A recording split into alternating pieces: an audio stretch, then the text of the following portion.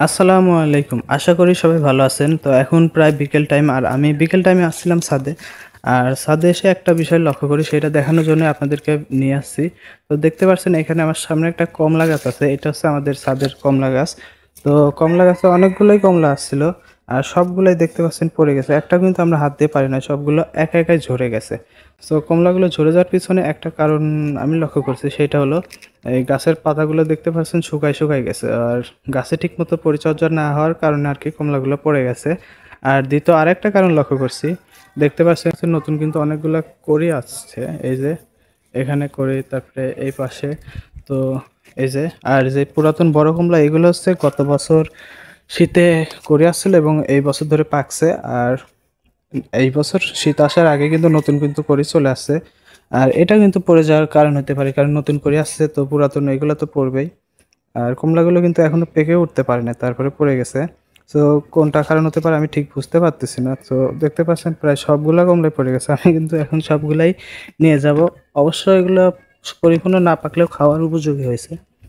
তো আমি এগুলো সবগুলাই নিয়ে যাব এখন। এই যে দেখেন সবগুলাই পড়ে গেছে। আমি সবগুলো এখন হারভেস্ট করছি আর কি, হারভেস্ট হয় নাই অবশ্য, একা একাই হয়ে গেছে। এই যে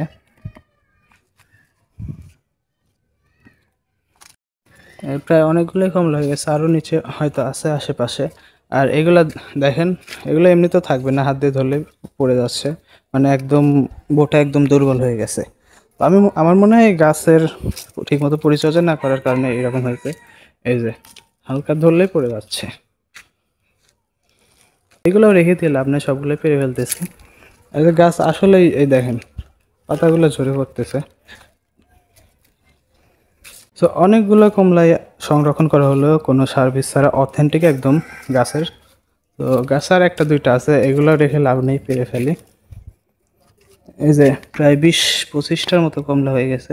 এগুলো খাওয়ার উপযোগী, একটু টক লাগবে তবে খাওয়া যাবে আলহামদুলিল্লাহ। আর গত বছর কিন্তু এই গাছটাতে প্রথম লাগাইছিলাম, গত বছর একটা কমলা খাইছিলাম।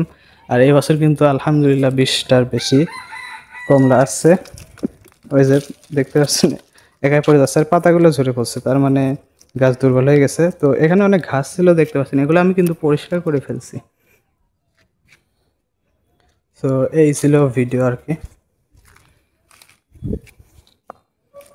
এখন খেয়ে দেখা যাক কিরকম হয়। তো সবাই ভালো থাকবেন, আসসালামু আলাইকুম। প্রায় প্রায় 1-2-3 কেজির উপরে, আমি হাতে ঠিক মতো ধরেই রাখতে পারতেছি না।